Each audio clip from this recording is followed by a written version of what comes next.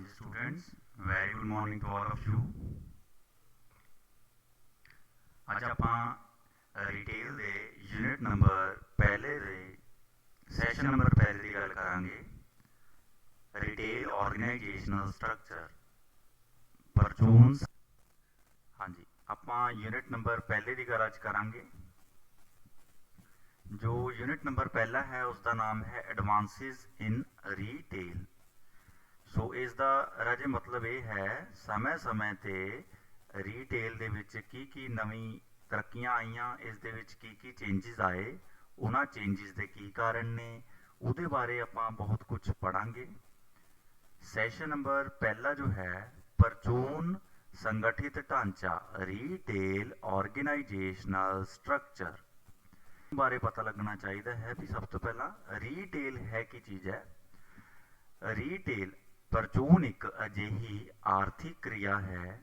ਇਸ ਨੂੰ ਆਰਥਿਕ ਇਸ ਕਰਕੇ ਕਿਹਾ ਗਿਆ ਬੱਚੇ ਕਿਉਂਕਿ ਇਸ ਦਾ ਜਿਹੜਾ ਮੇਨ ਮੋਟਿਵ ਹੈ ਨਾ, ਇਹ ਪੈਸੇ ਨਾਲ ਰਿਲੇਟਡ ਹੈ, ਇਕਨੋਮਿਕਲੀ ਹੈ। ਇਸ ਕਰਕੇ ਇਹਨੂੰ ਆਰਥਿਕ ਕਿਰਿਆ ਕਿਹਾ ਗਿਆ ਹੈ, ਜਿਸ ਵਿੱਚ ਉਹ ਕੰਮ ਜਿਨ੍ਹਾਂ ਰਾਹੀਂ ਇੱਕ ਉਤਪਾਦ, ਵਸਤੂ ਅਤੇ ਸੇਵਾਵਾਂ ਉਸ ਦੇ ਉਤਪਾਦਨ ਤੋਂ ਆਖਰ ਵਿੱਚ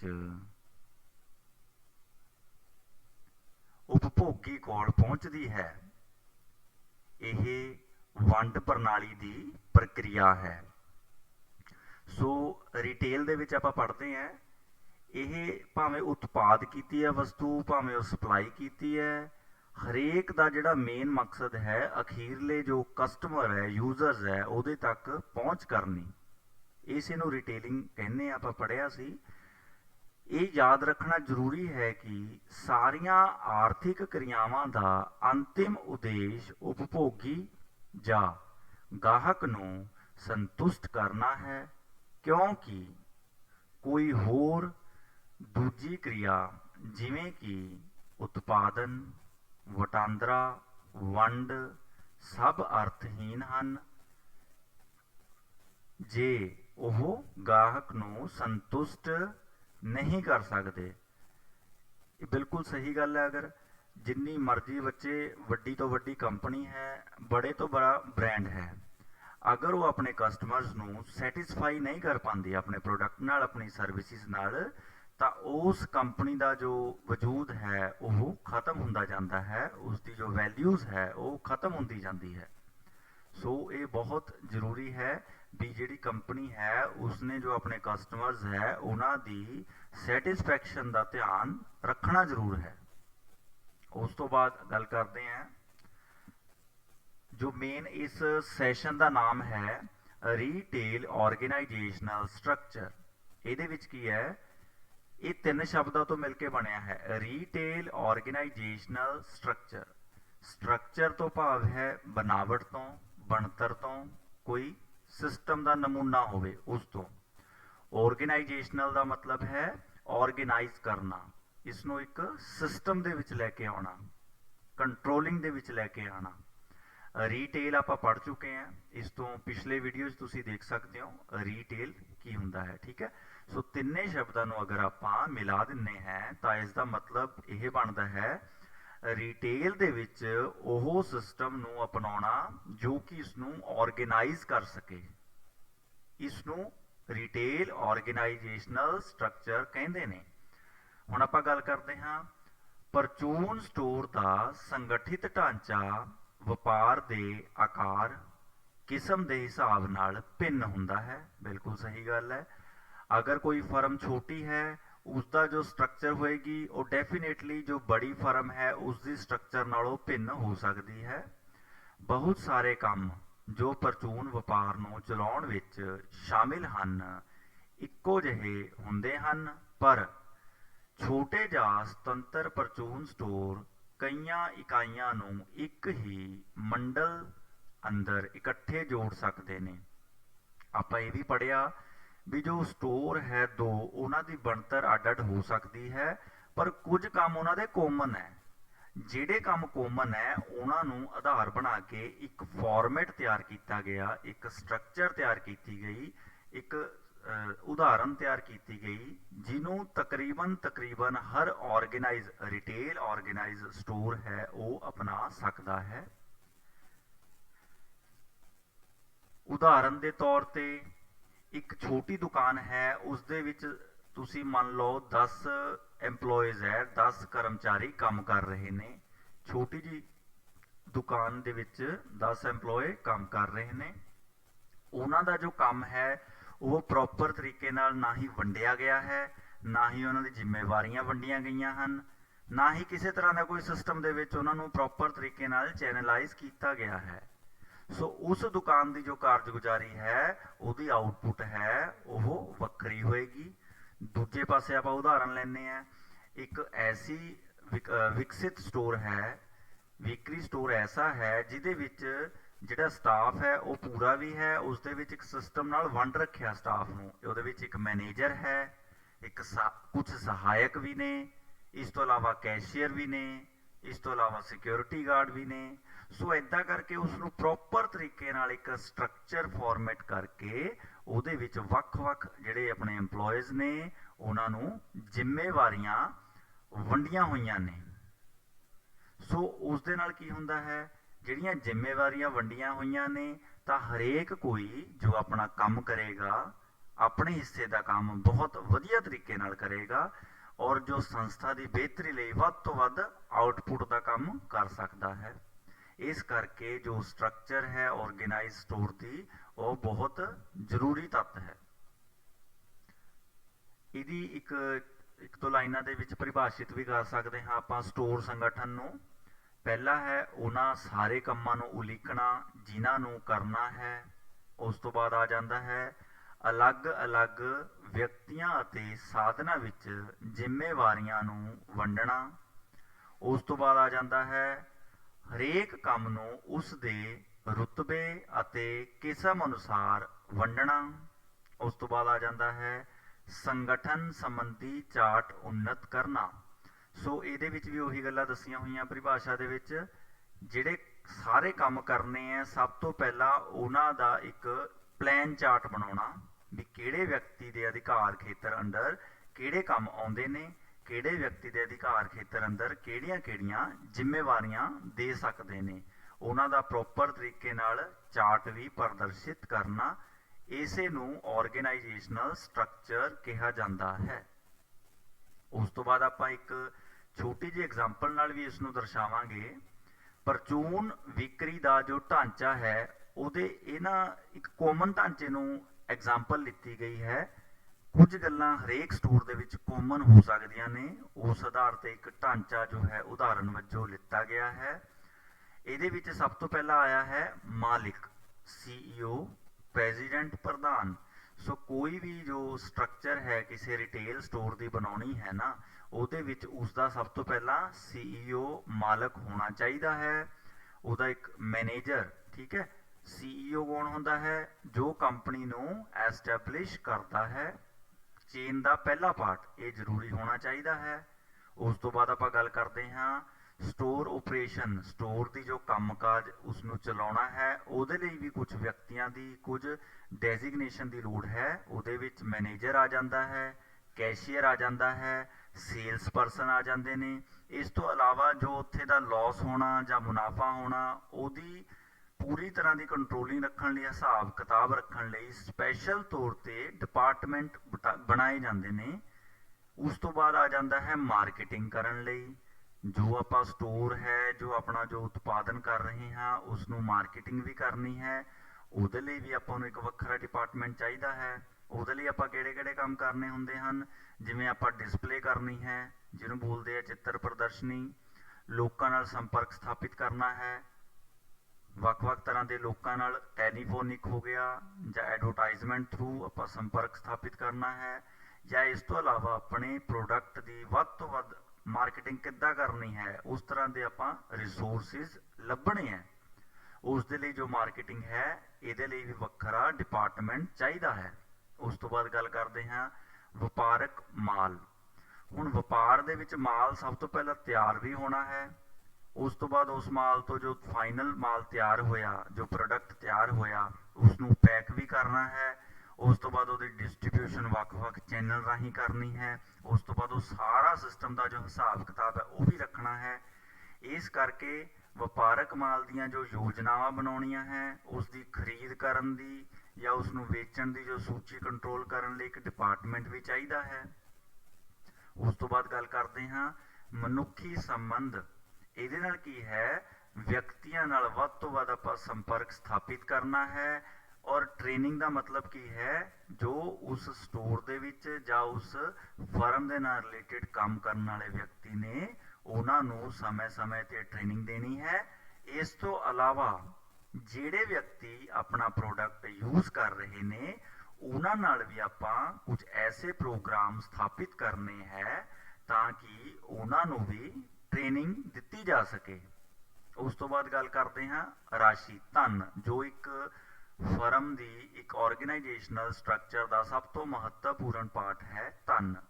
ਇਸ ਦਾ ਜੋ ਲੇਖਾ ਜੋਖਾ ਹੈ, ਯਾਨੀ ਕਿ ਅਕਾਊਂਟਿੰਗ, ਹਿਸਾਬ ਕਿਤਾਬ ਔਰ ਜਮ੍ਹਾਂ ਰਕਮ, ਇਸ ਨੂੰ ਪ੍ਰੋਪਰ ਤਰੀਕੇ ਨਾਲ ਇਹਦੀ ਬੈਲੈਂਸ ਸ਼ੀਟਸ ਬਣਾਉਣੀਆਂ, ਇਹਨਾਂ ਦਾ ਪ੍ਰੋਪਰ ਤਰੀਕੇ ਨਾਲ ਹਿਸਾਬ ਰੱਖਣ ਲਈ ਆਪਾਂ ਨੂੰ ਅਲੱਗ ਤੋਂ ਇੱਕ ਡਿਪਾਰਟਮੈਂਟ ਚਾਹੀਦਾ ਹੈ, ਫਾਈਨਾਂਸ ਡਿਪਾਰਟਮੈਂਟ। ਉਸ ਤੋਂ ਬਾਅਦ ਹੈ ਤਕਨੀਕ।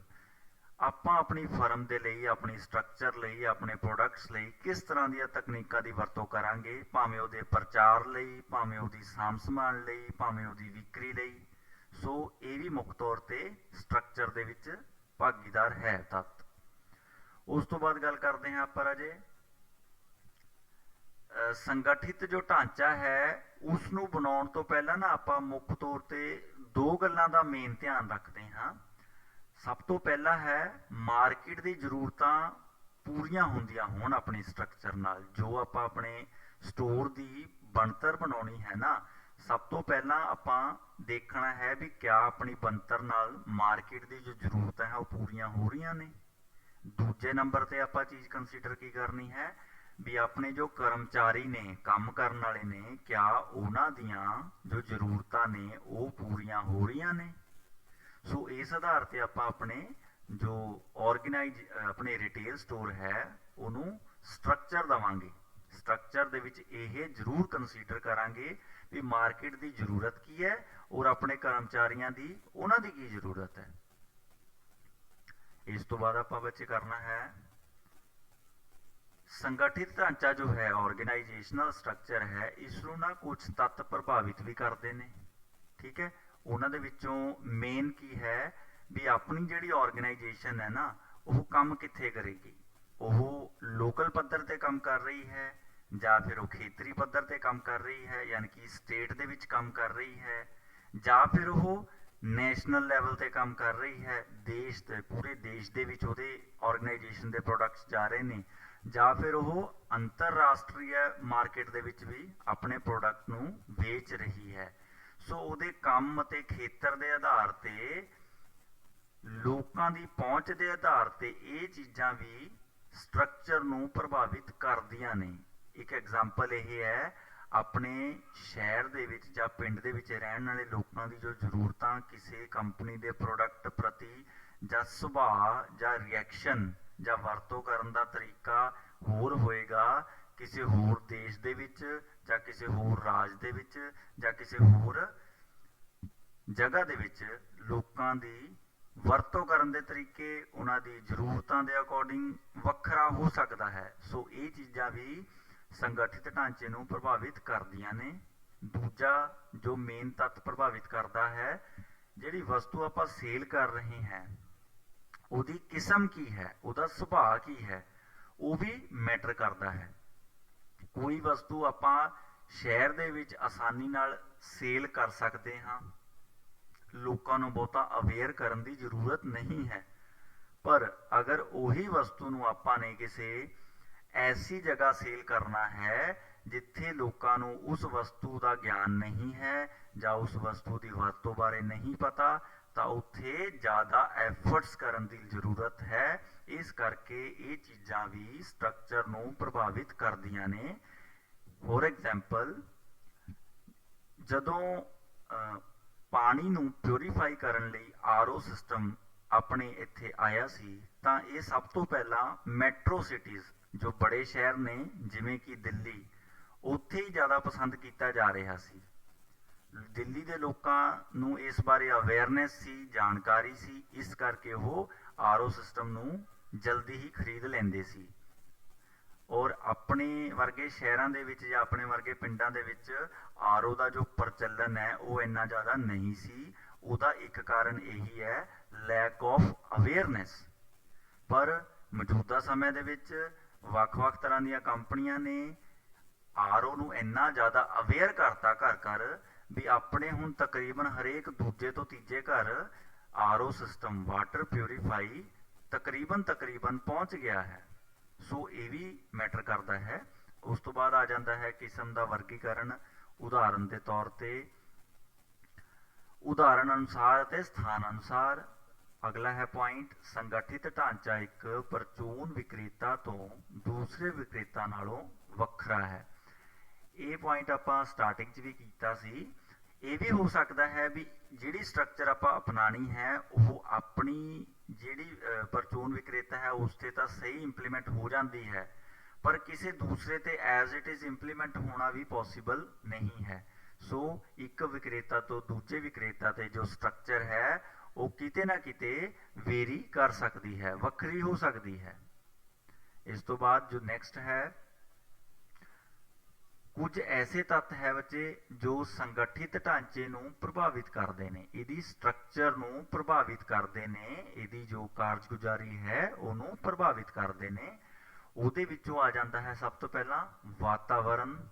ਵਾਤਾਵਰਨ ਦਾ ਮਤਲਬ ਆਪਣਾ ਪਰਿਆਵਰਨ ਨਹੀਂ ਹੈ, ਇਹਦਾ ਮਤਲਬ ਹੈ ਆਲਾ ਦੁਆਲਾ। ਉਹਦੇ ਵਿੱਚ ਬਹੁਤ ਸਾਰੇ ਤੱਤ ਆ ਜਾਂਦੇ ਨੇ, ਜਿਵੇਂ ਉੱਥੇ ਦੀ ਪੋਲੀਟਿਕਸ, ਉੱਥੇ ਦੇ ਲੋਕਾਂ ਦਾ ਰਹਿਣ ਸਹਿਣ, ਉੱਥੇ ਦੀ ਜਲਵਾਯੂ, ਉੱਥੇ ਦੀਆਂ ਵੱਖ-ਵੱਖ ਤਰ੍ਹਾਂ ਦੀ ਕਰੀਆਂ ਜਾਣ ਵਾਲੀਆਂ ਕਿਰਿਆਵਾਂ, ਬਹੁਤ ਚੀਜ਼ਾਂ ਇਹਦੇ ਵਿੱਚ ਆ ਜਾਣਗੀਆਂ। ਸੋ ਪਹਿਲਾ ਹੈ ਵਾਤਾਵਰਨ ਵਿੱਚ ਸਥਿਰਤਾ, ਯਾਨੀ ਕਿ ਜੋ ਵਾਤਾਵਰਨ ਹੈ ਬਿਲਕੁਲ ਸਟੇਬਲ ਹੈ, ਉੱਥੇ ਕਿਸੇ ਤਰ੍ਹਾਂ ਦਾ ਕੋਈ ਬਦਲਾਵ ਨਹੀਂ ਆ ਰਿਹਾ। ਪਰ ਬਹੁਤ ਘੱਟ ਚਾਂਸ ਹੁੰਦੇ ਹੈ ਵਾਤਾਵਰਨ ਦੇ ਵਿੱਚ ਬਦਲਾਅ ਆਉਂਦਾ ਰਹਿੰਦਾ ਹੈ, ਇਹ ਬਹੁਤ ਤੇਜ਼ੀ ਨਾਲ ਆਉਂਦਾ ਹੈ। ਇਸ ਕਰਕੇ ਜੋ ਸਟਰਕਚਰ ਹੈ ਆਰਗੇਨਾਈਜ਼ ਦੀ, ਆਪਣੇ ਰਿਟੇਲ ਸਟੋਰ ਦੀ, ਉਹ ਕਿਤੇ ਨਾ ਕਿਤੇ ਪ੍ਰਭਾਵਿਤ ਹੁੰਦੀ ਜਾਂਦੀ ਹੈ। ਦੂਸਰੇ ਨੰਬਰ ਤੇ ਆ ਗਿਆ ਹੈ ਵਾਤਾਵਰਨ ਵਿੱਚ ਅਸਥਿਰਤਾ। ਇਹ ਪੁਆਇੰਟ ਮੈਂ ਥੋੜਾ ਡਿਟੇਲ 'ਚ ਸਮਝਾਉਣਾ ਚਾਹਾਂਗਾ। ਜਦੋਂ ਰਾਜੇ ਵਾਤਾਵਰਨ ਦੇ ਵਿੱਚ ਅਸਥਿਰਤਾ ਮਤਲਬ ਇਨਬੈਲੈਂਸ ਆਉਂਦਾ ਆ, ਤੇ ਕਿਤੇ ਨਾ ਕਿਤੇ ਜੋ ਰਿਟੇਲ ਦੀ ਜੋ ਸਟਰਕਚਰ ਆਪਾਂ ਤਿਆਰ ਕੀਤੀ ਸੀ ਉਹ ਪ੍ਰਭਾਵਿਤ ਹੁੰਦੀ ਹੈ। ਫੋਰ ਐਗਜ਼ਾਮਪਲ ਲੇਟੈਸਟ ਜੋ ਐਪੀਡੈਮਿਕ ਚੱਲ ਰਹੀ ਹੈ ਕਰੋਨਾ, ਇਹਦੇ ਨਾਲ ਤਕਰੀਬਨ ਪੂਰੇ ਵਰਲਡ ਦੀ ਜੋ ਇਕੋਨਮੀ ਹੈ ਉਹ ਪ੍ਰਭਾਵਿਤ ਹੋਈ ਹੈ। ਹਰੇਕ ਤਰ੍ਹਾਂ ਦੀ ਪ੍ਰੋਡਕਸ਼ਨ ਪ੍ਰਭਾਵਿਤ ਹੋਈ ਹੈ। ਹਰੇਕ ਤਰ੍ਹਾਂ ਦਾ ਕੋਈ ਵੀ ਫੀਲਡ ਹੈ, ਉਹ ਮਾਰਕੀਟਿੰਗ ਦਾ ਫੀਲਡ ਹੈ, ਪ੍ਰੋਡਕਸ਼ਨ ਦਾ ਫੀਲਡ ਹੈ, ਸਰਵਿਸਿਜ਼ ਦਾ ਫੀਲਡ ਹੈ, ਕੋਈ ਵੀ ਫੀਲਡ ਹੈ ਉਹ ਸਾਰੇ ਦਾ ਸਾਰਾ ਪ੍ਰਭਾਵਿਤ ਹੋਇਆ ਹੈ। ਸੋ ਇਸ ਤਰ੍ਹਾਂ ਦੀ ਅਸਥਿਰਤਾ ਵੀ ਸਟਰਕਚਰ ਨੂੰ ਪ੍ਰਭਾਵਿਤ ਕਰਦੀ ਹੈ। ਇਹ ਤੋਂ ਇਲਾਵਾ ਜੋ ਇਹਦੇ ਵਿੱਚ ਪੁਆਇੰਟਸ ਪੜ੍ਹਦੇ ਹਾਂ ਆਪਾਂ, ਅਚਾਨਕ ਮੁਕਾਬਲੇ ਦਾ ਹੋਣਾ। ਇਹਦੇ ਨਾਲ ਕੀ ਹੈ, ਕਿਸੇ ਪ੍ਰੋਡਕਟ ਨੂੰ ਇੱਕੋ ਕੰਪਨੀ ਪਹਿਲਾਂ ਤਿਆਰ ਕਰਦੀ ਸੀ, ਉਦਾਹਰਨ ਵਜੋਂ ਆਪਾਂ ਮੰਨ ਲੈਂਦੇ ਹਾਂ, ਔਰ ਉਸੇ ਕੰਪਨੀ ਦੀ ਮੋਨੋਪੋਲੀ ਸੀ ਉਸ ਪ੍ਰੋਡਕਟ ਤੇ, ਯਾਨੀ ਕਿ ਕੱਲੀ ਉਹੀ ਕੰਪਨੀ ਸੀ ਜੋ ਉਸ ਪ੍ਰੋਡਕਟ ਨੂੰ ਵੇਚ ਰਹੀ ਸੀ। ਸੋ ਕੰਪਨੀ ਦੀ ਇੱਕੋ ਕੰਪਨੀ ਵੇਚਣ ਕਰਕੇ ਆਪਣੀ ਮਰਜ਼ੀ ਨਾਲ ਉਸ ਦਾ ਰੇਟ ਤੈਅ ਕਰ ਰਹੀ ਸੀ, ਆਪਣੀ ਮਰਜ਼ੀ ਨਾਲ ਸਰਵਿਸਿਜ਼ ਦੇ ਰਹੀ ਸੀ। ਸੋ ਉਸ ਟਾਈਮ ਤੱਕ ਤਾਂ ਉਸ ਕੰਪਨੀ ਦੀ ਗਰੋਥ ਚੱਲਦੀ ਰਹੀ ਔਰ ਉਸ ਕੰਪਨੀ ਨੇ ਬਹੁਤਾ ਜ਼ਿਆਦਾ ਐਫਰਟਸ ਨਹੀਂ ਕੀਤੇ ਉਸ ਪ੍ਰੋਡਕਟ ਦੀ ਹੋਰ ਜ਼ਿਆਦਾ ਡਿਵੈਲਪ ਕਰਨ ਲਈ। ਪਰ ਜਦੋਂ ਹੀ ਉਸ ਤੋਂ ਇਲਾਵਾ ਉਸੇ ਪ੍ਰੋਡਕਟ ਨੂੰ ਹੋਰ ਕੰਪਨੀਆਂ ਵੀ ਤਿਆਰ ਕਰਨ ਲੱਗ ਜਾਣ, ਉਸ ਦੇ ਨਾਲ ਕੀ ਹੁੰਦਾ ਹੈ, ਮਾਰਕੀਟ ਵਿੱਚ ਮੁਕਾਬਲਾ ਆਉਣਾ ਸ਼ੁਰੂ ਹੋ ਜਾਂਦਾ ਹੈ, ਕੰਪੀਟੀਸ਼ਨ ਆਉਣਾ ਸ਼ੁਰੂ ਹੋ ਜਾਂਦਾ ਹੈ।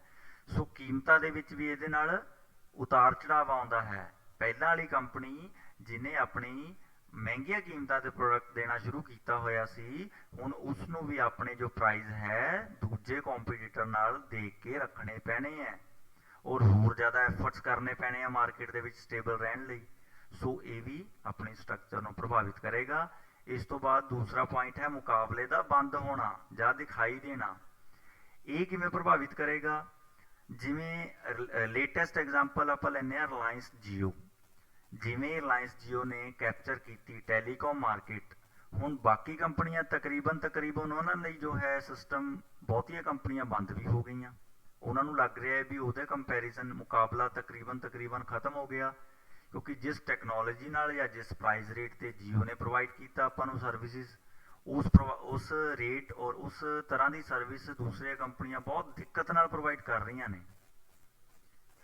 ਸੋ ਉਸ ਤੋਂ ਬਾਅਦ ਗੱਲ ਹੈ ਕਰਮਚਾਰੀਆਂ ਦਾ ਨਵਾਂ ਮੁਕਾਬਲਾ ਦੇਣ ਵਾਲੇ ਵੱਲ ਜਾਣਾ।